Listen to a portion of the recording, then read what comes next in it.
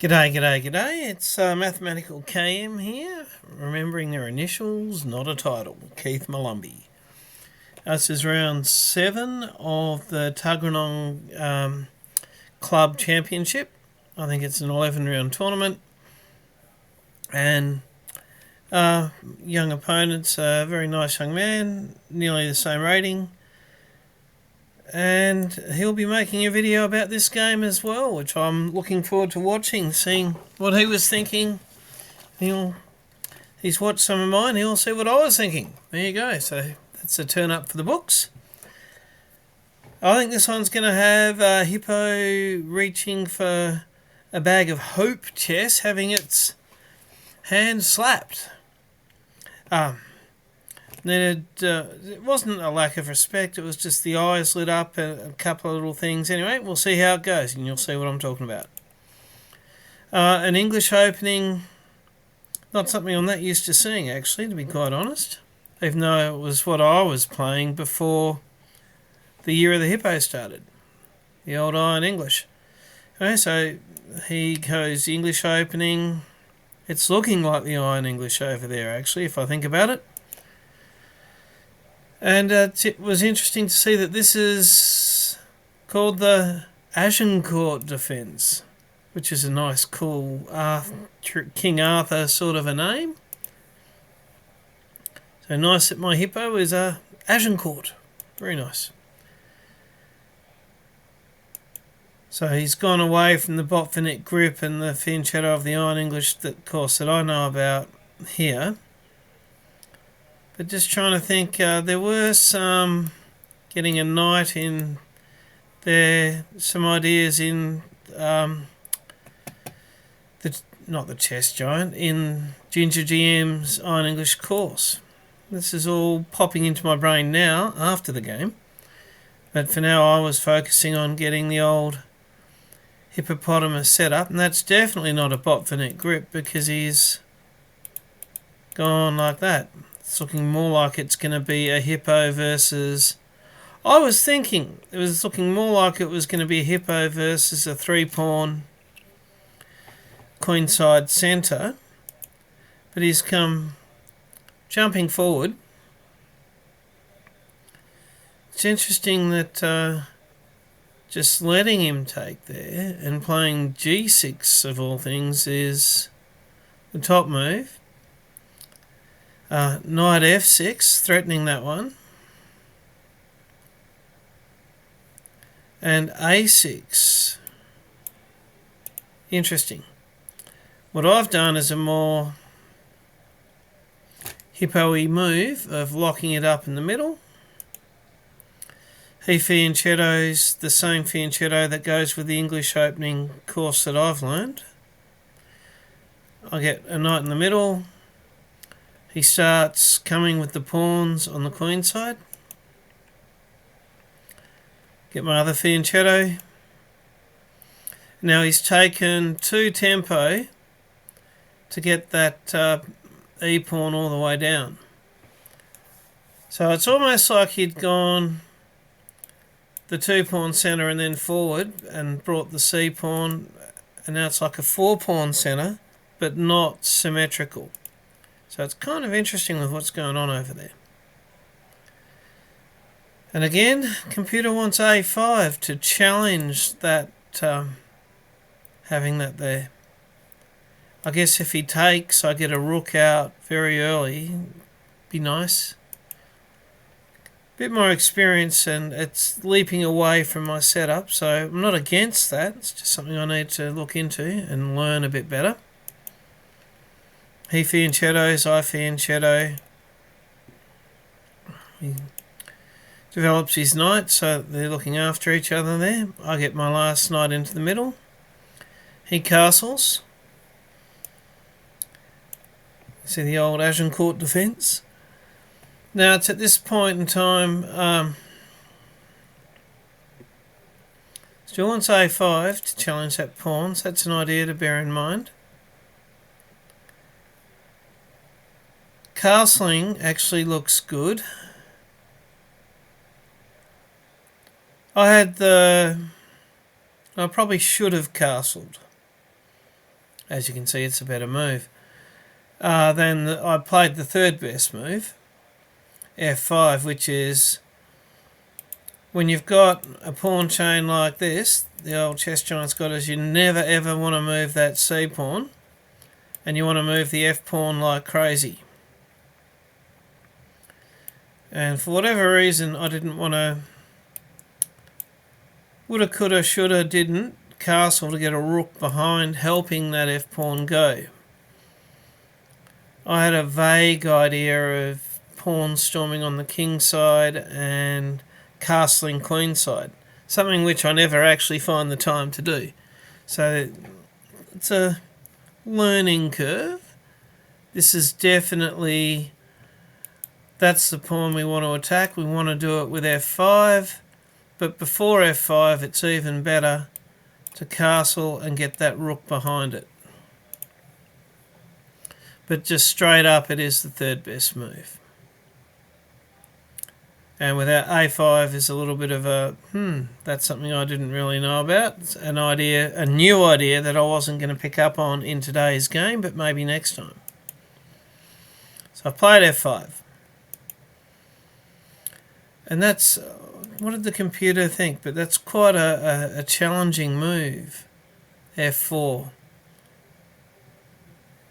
Computer actually likes e takes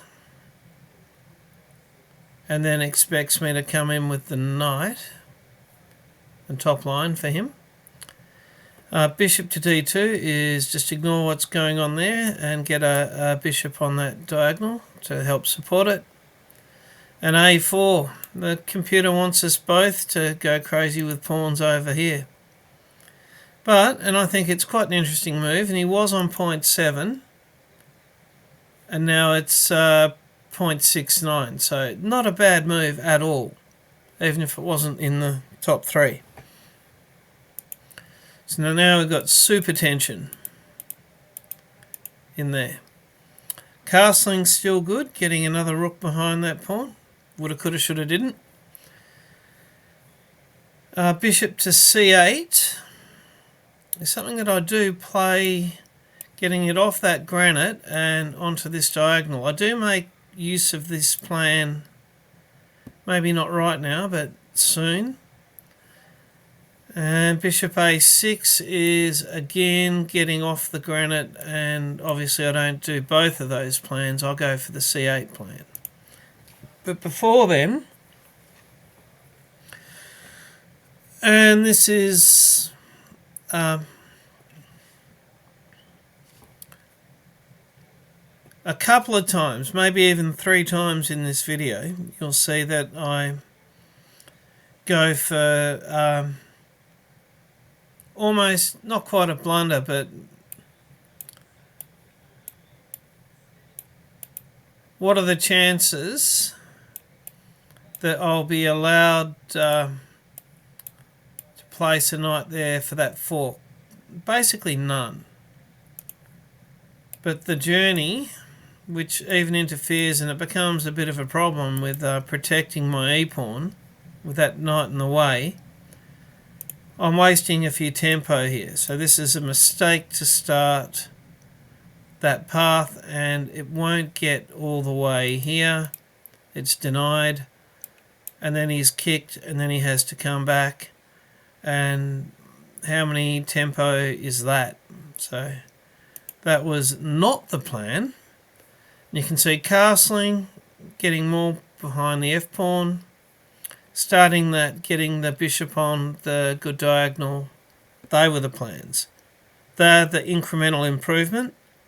Got to go for more incremental improvement and less hope chess, which that very much was.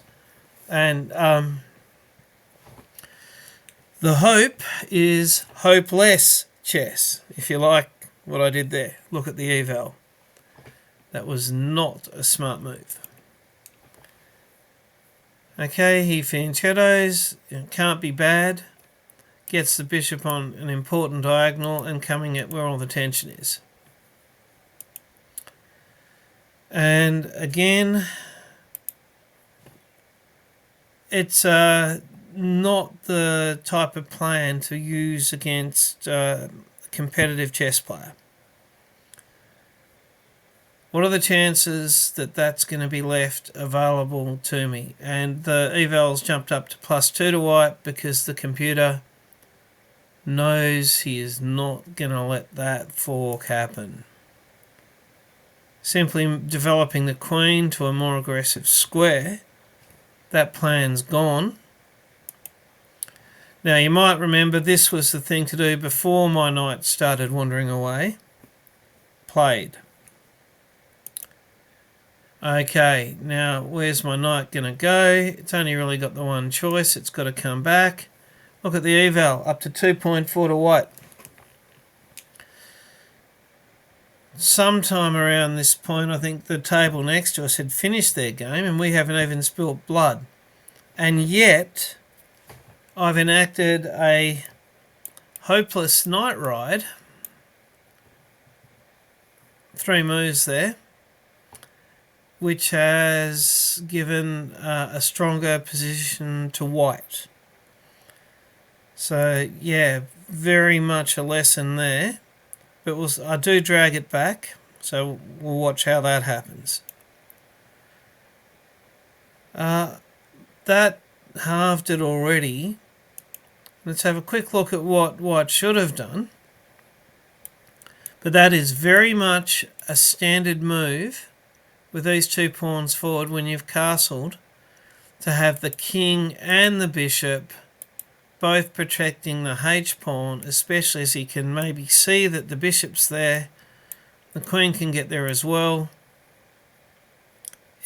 Can be a necessary protective move, putting the king on H2. Why does it take it from 2.4 to only +1? Obviously white needed something with a bit more urgency. Let's have a look. While that knight's there, disconnecting the bishop from the e-pawn, that's probably why f takes e5 right now is the go. I then take back with the d-pawn.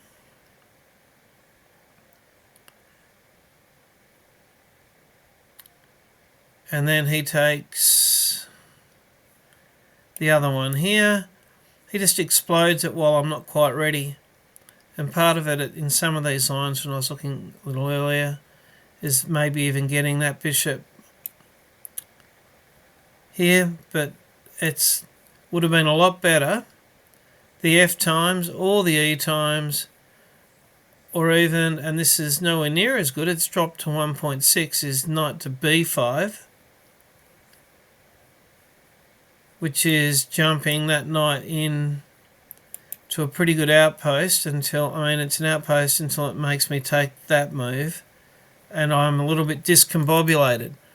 Basically, king to H2 is a good move in general, but I've done that little joyride with my knight, discombobulated my pieces.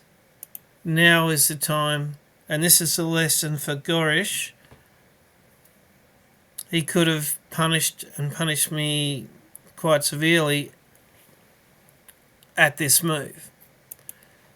But he's played a quieter but good defensive move. It drops to 1.1. Not sensing the urgency, which I really should have. I knew I was disconnected there. But the plan was to get the battery with the bishop in front of the queen. And that's increased it from 1.1 to 1.8 because, again, for white, you can see F takes and E takes are both there. So Gorish kindly played a fairly quiet pawn move over here, allowing me to probably should have moved that. In fact, let's go back. I'm thinking it's moving the knight on the F. No, castling, which should get a rook on there. A6, challenging that. Or H5. Interesting, but definitely not just working on that battery. I'm lucky that white didn't explode it yet. And it's still more bluff than puff. Might be a good name for... I have to think about the name for the video, but more bluff than puff at the moment from black. It's plus 3.1 to white when I take that one forward. And this is the second lot of hope chess, really. And by the by, I know that my f-pawn is protected by 1, 2, 3 pieces and attacked by 2. Potentially it'll be 3 if he moves that f-pawn. What I was kind of hoping for was f takes g. So I could take back with my h-pawn and have the rook and the battery. That was a hopeful attack. But yeah, it would be a terrible mistake now for white to play f takes g. Whereas f takes e is the top move. We'll go back to, and that was played, but for right now, just show you the eval jumps all the way to plus 2 for black if he takes the wrong way. So well done to my young opponent, taking the correct pawn there, sensing that danger. Probably pretty much the only move d times played. Let's see if e times f is, it's in fact the top move for white, so well played. Bishop times f5 is the third best, but 3.94, 3.91, 3.90. Talk about much of a muchness. So played. And that's a mistake. So what should Gorish have done? This is a bit of a pivotal moment here. And the game has ups and downs. Queen to e3 is fine. Still plus 4 for white. Queen to d1 is fine. Queen to d2 is fine. It's plus 2.8. So of all the and obviously he's not going to stay on this diagonal. So that's an okay choice, that's an okay choice, that's an okay choice.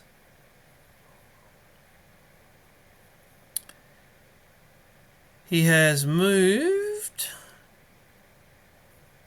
to f3. The only bad choice. So Gorish, when you're watching this, but you probably picked up on it from me pouncing, there's only one good move for black, and I've played it. Because it's kind of a pawn fork in a way, in as much as you're going to move your queen, and that's an important pawn that my g-pawn can take, exposing the king. Your best move is actually taking it with your own pawn there. Or you can move your queen. There are your only two options. You take it, so you've played the best move there. Now to keep it at more than -1 to black is knight takes g4, coming with check. I guess forcing move. And it's expecting king to g1 once you've done that.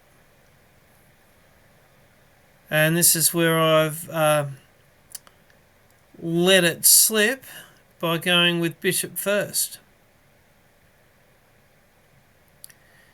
I guess knight first with the check, and you're not going to come forward because that'll let me do any number of things with my knight, getting a discovered check with the bishop. So that really is a cool place, and it's not like you're going to swap off your queen for the knight.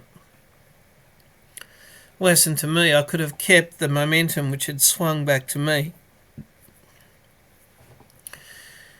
by taking with that tempo on the king and the king moving back, but I instead played with the bishop.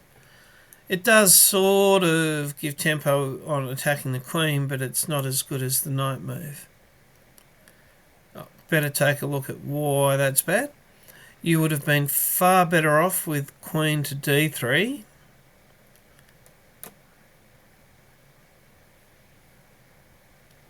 Queen to f2 is the only one that gives the advantage back to me, and queen to... We've got e3 and d3 are your best choices, keeping the queen in my face as much as possible, really. But... And so there's a chance for me to capitalise here. And with your queen there, God, it just makes perfect sense, doesn't it? Getting a rook supported by the queen and another rook lined up on your queen. Would have been the best move, the castle. Bishop to d7 is just pulling it all the way back. Still an advantage to me. Or bishop to f5. I guess that's a nice diagonal, but played. Third hope chess. Wouldn't it be beautiful right now if my knight could take my own bishop? You can't do that. But this is the second time in this game, not wasting as many tempo on the way to finding it, but hoping for a fork of king and queen, which you're obviously not going to let me have. But the only way I can sort of... I was just vaguely hoping that you would take back with the knight and then in would come. And currently I've got the advantage. That's a hopeful move, whereas I should have developed properly and brought more pressure. I should have gone the incremental improvement to the position, but instead, and this is the last time you let me get away with playing hope chess. And I think you can see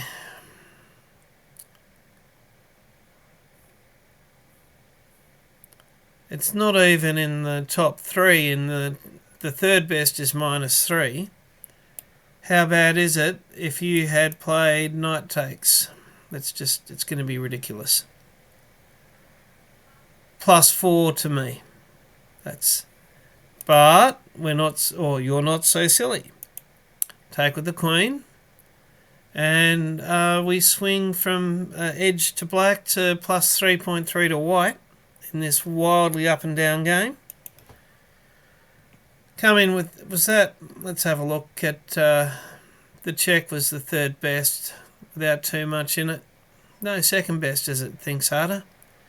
And castling's still what it wants, and it still makes sense. Woulda, coulda, shoulda, didn't. We play the check, you go back. I was worried about pawn forward threatening the knight and threatening the rook. Strangely, I don't think that's in my best three moves. H5 protecting this knight, which is already protected by the queen. Or queen d7.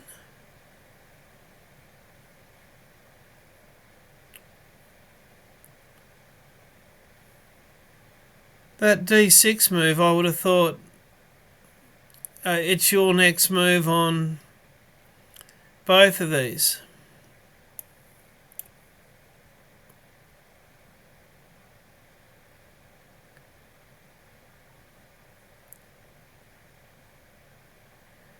Oh, and it hasn't even got you going down the exchange. It's got you putting your queen in battery with the bishop before making use.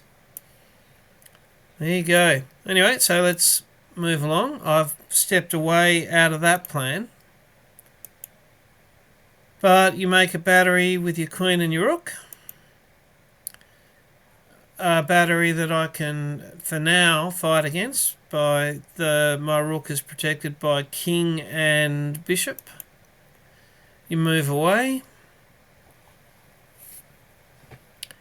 A5 is still good. H5 to protect and I played to protect my knight was best.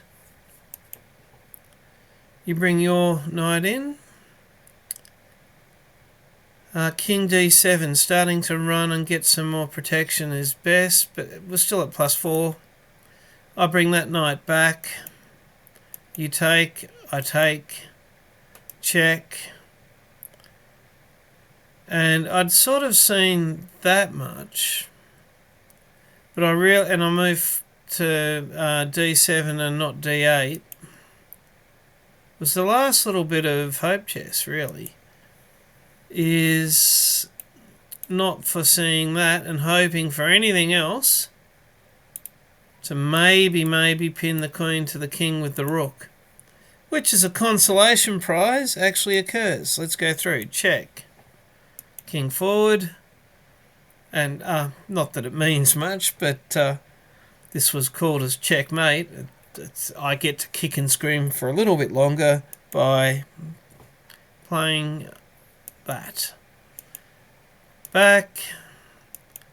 Take. And oh look.